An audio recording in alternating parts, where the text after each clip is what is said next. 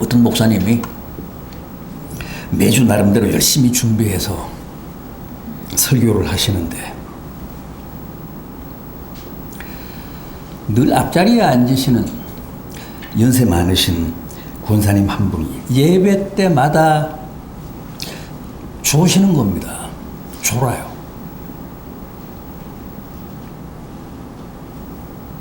목사님이 그 권사님 때문에 늘 마음이 불편하고 막 시험에 들려고 해서 한 번은 작정하고 예배 시간에 공개적으로 물었습니다.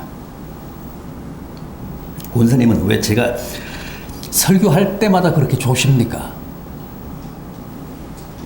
그날도 열심히 졸고 있던 권사님이 대뜸 뭐라고 하셨다고요? 목사님이 여기 앉아서 그 설교 한번 들어보세요. 안 졸고 배기나.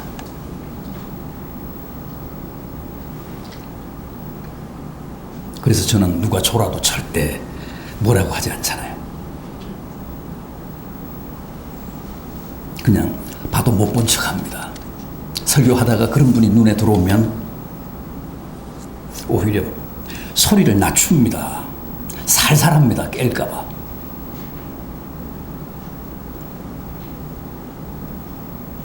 다 아는 얘기지만 오늘이 성서주일이어서 설교와 관련된 예화를 하나 말씀을 드렸습니다. 성서주일은 매년 12월 둘째 주일 오늘 지킵니다. 전 세계 교회가 함께 지킵니다. 우리 한국 교회도 성서주일을 지킨 지가 벌써 100년이 훨씬 넘었습니다. 선교 초기인 1895년에 영국 성서공회 도움으로 대한성서공회가 창립이 됐는데 그때부터 지키기 시작했으니까 올해로 벌써 124년째입니다. 유수하죠.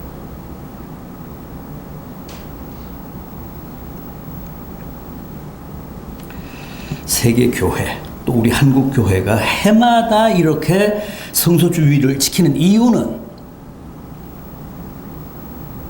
성경 말씀의 소중함을 새롭게 인식하고 각자가 열심히 보고 들을 뿐 아니라 이웃들에게도 또 지구촌 여러 나라 여러 민족들에게도 널리 성경을 보급하고 반포하자는 취지입니다.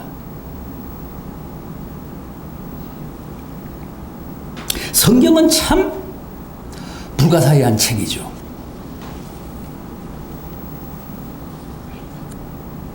유사일의 성경만큼 많이 제작되고 많이 보급된 책은 없습니다. 지금도 세계적으로 연간 6억 부 이상이 제작이 되고 반포가 되고 있는 영원한 베스트셀러입니다. 불후의 스테디셀러입니다.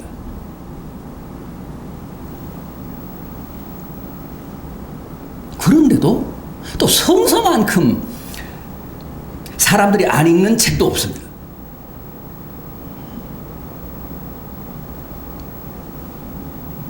왜 그럴까요? 아니, 보지도 않는데 왜 그렇게 많이 보급되고 또 비싼 돈 주고 삽니까?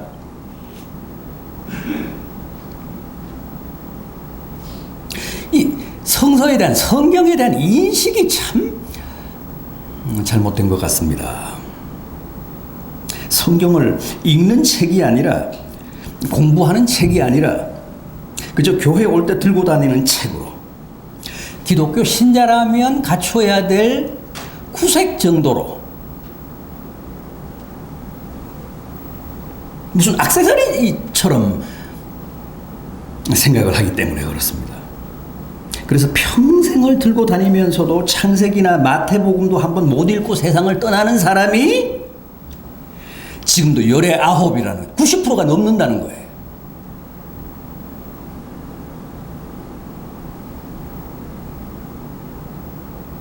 성경은 보고 듣고 공부해야 비로소 내 영혼의 양식이 되고 피와 살이 되는 거지, 그냥 덮어두면, 그냥 들고 다니기만 하면 아무리 심장 가까이 대고 다녀도 필요 없습니다.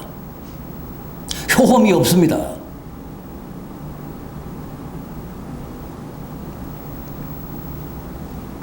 그냥 2000년 전, 3000년 전에 기록된 고전이고 소가죽으로 잘 재본된 두꺼운 책일 뿐이지 살아계신 하나님의 말씀이 될 수는 없다는 겁니다. 여러분, 왜 우리에게 말씀이 중요할까요? 왜 우리가 성경을 그냥 끼고 다니기만 하면 안 되고 반드시 열심히 보고 듣고 또 공부해야 할까요?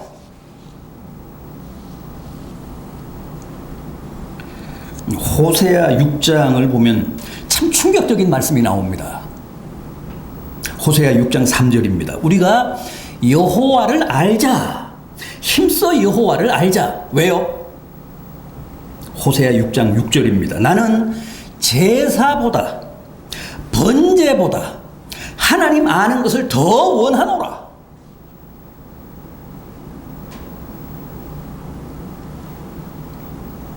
얼마나 기절초풍할 말씀입니까? 우리가 믿는 하나님은 제사보다 번제보다 하나님을 아는 것을 더 원하십니다. 이것은 맹목적인 예배가 아니라 하나님을 먼저 알고 하나님의 뜻을 제대로 분별하고 나서 예배하기를 바라신다는 뜻입니다.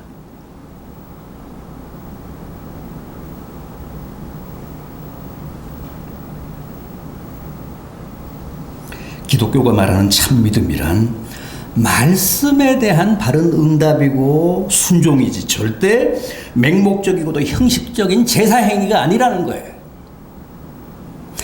기독교는 말씀의 종교지 의식의 종교, 제사의 종교가 아닙니다.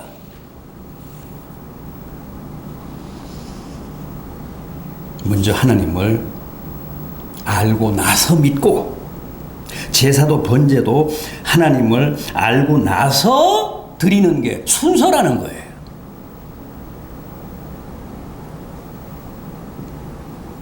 여호와를 알자. 힘써 여호와를 알자. 하나님은 제사보다 번제보다 여호와 아는 것을 더 원하시느니라. 얼마나 기가 막힌 말씀이고 또 정확한 말씀인지 모릅니다.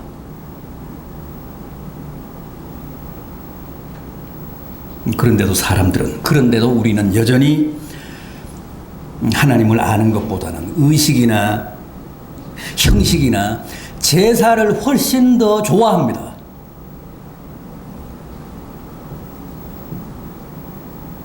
성경은 죽어도 안 보면서 성경을 보고 하나님을 알 생각은 하지 않으면서 주일날 교회에 나와 1시간 예배의식에 참석하는 것으로 한 주간의 모든 신앙생활을 다 때우려고 합니다.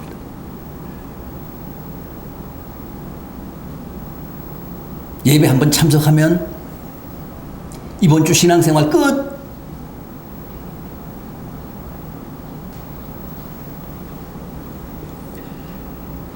이게 문제입니다. 자, 그럼 오늘 본문으로 한번 가보겠습니다.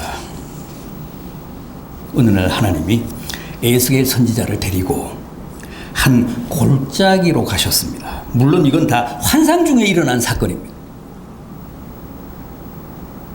에스겔이 깜짝 놀랐습니다. 왜요? 하나님이 안내하신 그 깊은 골짜기가 온통 사람의 마른 뼈로 가득했기 때문입니다. 제가 소개해드린 오늘 본문 1절 하반절을 보십시오. 거기 뼈가 가득하더라. 이어지는 2절. 나를 그 뼈 사방으로 지나가게 하시기로 본즉 그 골짜기 지면에 뼈가 심이 많고 아주 말랐더라. 그런데 당시 에스겔이 환상 중에 본 그 마른 뼈들이 누구였다고요?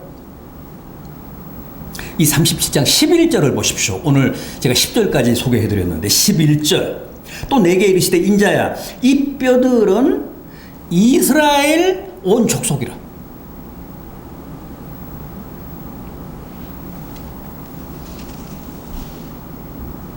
에스겔이 환상 중에 본 골짜기 가득한 뼈들은 당시 바벨론에서 종살이하고 있던 이스라엘 백성들이었습니다. 그때 그들은 정말이지 영락없는 마른 뼈들이었습니다. 아무런 희망도 기대도 내일도 없었던 절망적인 상태. 그야말로 골짜기에 가득한 마른 뼈와 조금도 다를 바가 없었습니다.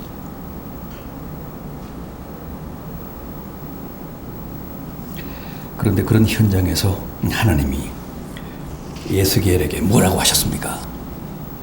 3절을 보면 인자야 이 뼈들이 살 수 있겠느냐? 그렇게 물으십니다. 아니 금방 숨을 거둔 것도 아니고 하얗게 마를 대로 마른 백골들인데 어떻게 그게 다시 삽니까?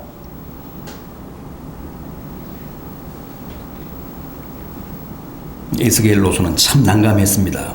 예하자니 전혀 현실성이 없고 자신이 없고 아니요 하자니 하나님의 권능을 부정하는 것 같고 그래서 뭐라고 합니까? 주께서 아시나이다. 그러자 정말 하나님이 처방을 내리셨습니다. 뭐라고 하셨습니까?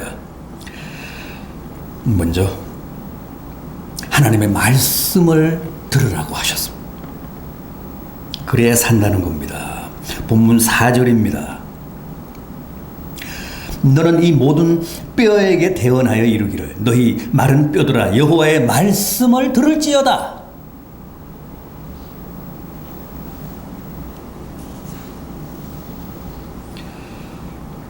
여러분 골짜기 가득한 마른 뼈들도 얼마든지 다시 살아날 수 있습니다. 어떻게 해요?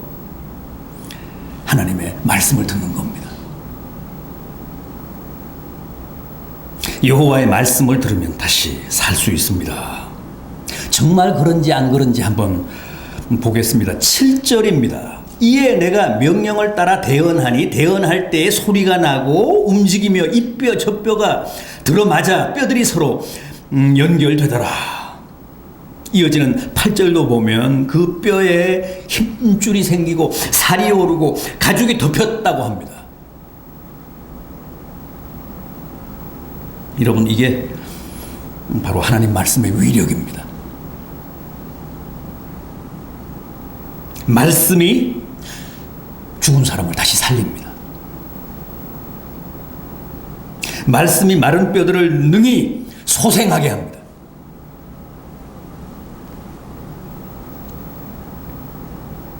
실제 주님은 죽어 무덤에 장사되었던 나사로도 말씀으로 다시 불러내셨습니다. 나사로야 나오너라. 그렇게 외치시자 죽어서 이미 부패되던 시신이 다시 무덤에서 걸어 나왔습니다. 말씀을 들으면 이렇게 시체도 일어나고 백골도 다시 짜맞춰주고 거기에 힘줄이 생기고 살이 오르고 가죽이 덮입니다. 그게 어떻게 가능할까요? 생각해 보십시오. 원래 하나님이 태초에 이 세계를 이 우주를 다 말씀으로 창조하시지 않았습니까? 빛이 있으라, 나무가 있으라, 바다가 있으라, 새가 있으라, 별이 있으라 하시며 다 말씀으로 창조하셨습니다. 그런 분이 그래 말씀으로 죽은 자를 못 살리시겠습니까? 세상에서 하나님의 말씀으로 못하는 것, 하나님의 말씀으로 안 되는 것은 아무것도 없습니다. 적어도 우리는 그 사실을 확신해야 합니다.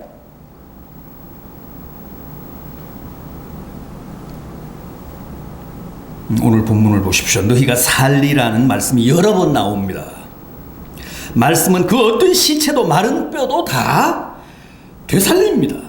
너희 마른 뼈들아, 여호와의 말씀을 들을지어다. 너희가 살리라.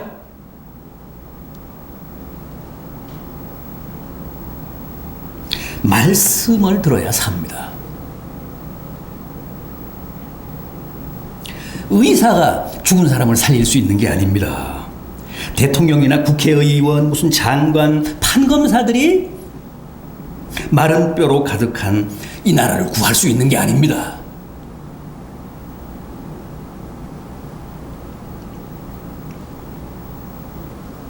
그가 누구든 반드시 하나님의 말씀을 들어야 합니다. 말씀이 그 안에 들어가야 비로소 뼈들이 움직이고 힘줄이 생기고 살이 오르고 가죽이 덮입니다. 말씀이 해법입니다. 18세기 영국 사회 한번 생각해 보십시오. 한마디로 개판이었습니다. 희망이 없었습니다. 온 나라가 술주정꾼, 무슨 아편쟁이, 도박꾼, 깡패들로 득실득실했습니다. 그때 나타난 사람이 누굽니까? 감리교 창시자인 존 웨슬레 아닙니까? 웨슬레가 일어나서 하나님의 말씀을 외치기 시작했습니다. 그런데 당장 놀라운 변화가 나타나기 시작합니다. 술집들이 하나둘 사라지고 마약 중독자, 도박꾼, 깡패들이 다투어 회개하는 역사가 일어났습니다. 불과 30년 만에 대영 제국이 완전히 바뀌었습니다. 완전히 새로워졌습니다. 하나님의 말씀이 그 말라 비틀어진 뼈들을 다시 살린 겁니다.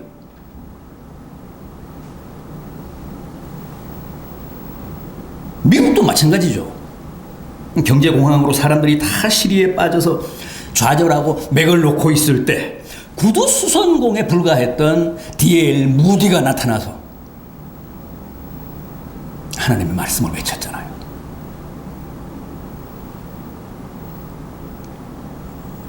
D.L. 무디의 그 복음 운동이 미국을 거듭나게 했습니다.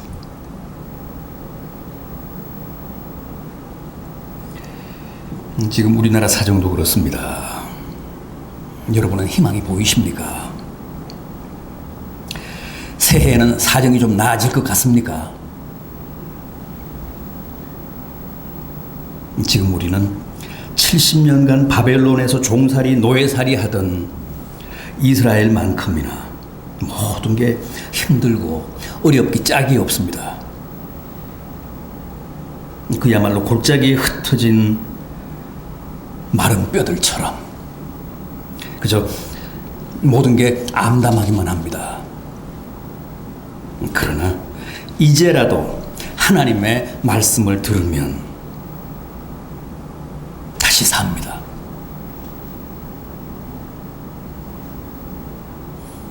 그 길밖에는 없습니다. 어떻게든 하나님의 말씀을 들어야 합니다.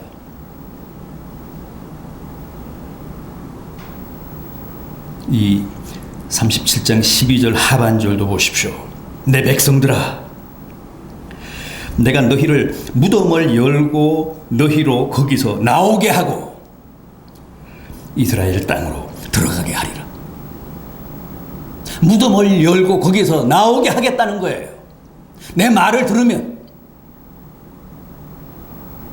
내 말씀에 반응하면, 결단하면 무덤 속에서 나오게 하겠다는 겁니다.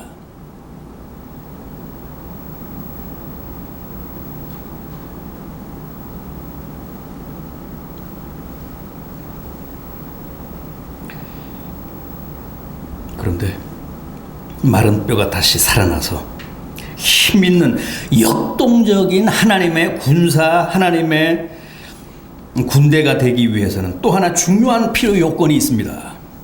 그게 뭡니까? 하나님의 생기입니다. 하나님의 생기.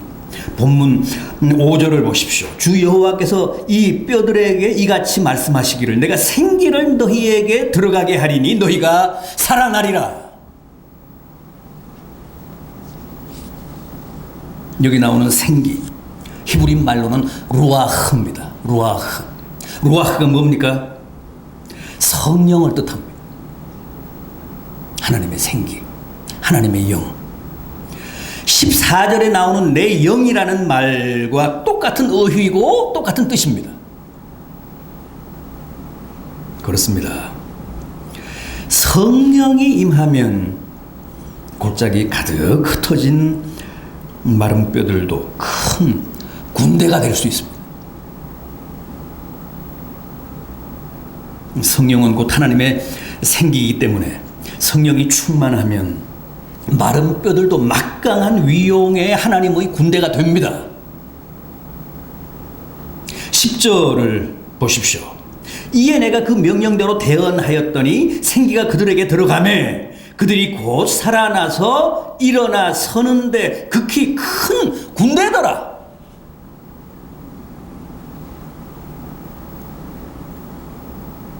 말씀을 듣고 되살아날 뿐 아니라 또 성령으로 충만하면 이렇게 골짜기 가득했던 마른 뼈들이 무적의 여호와의 군대로 재편된다는 거예요.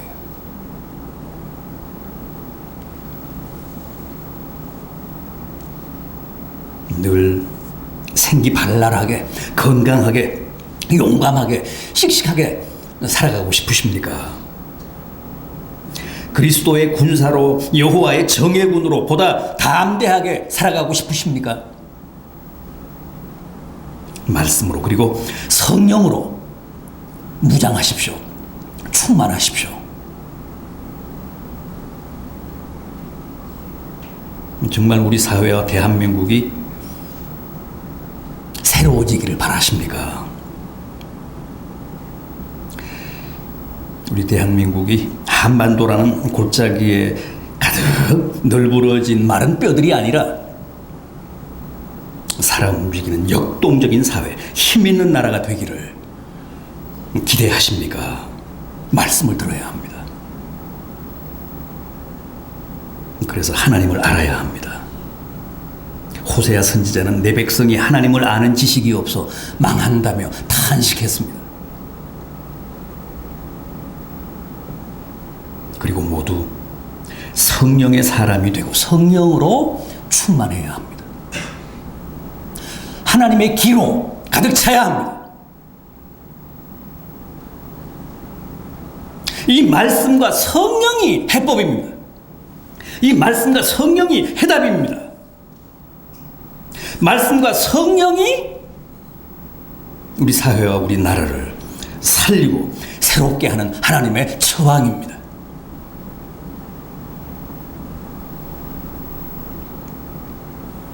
말씀과 성령으로 충만하면 우리 모두가 용감하고 씩씩한 하나님의 군사가 됩니다.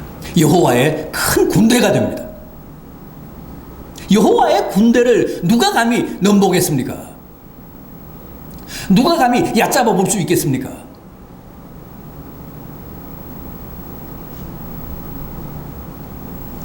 다시 한번 오늘 본문 10절 하반절을 보십시오. 그들이 곧 살아나서 일어나 서는데 극히 큰 군대더라.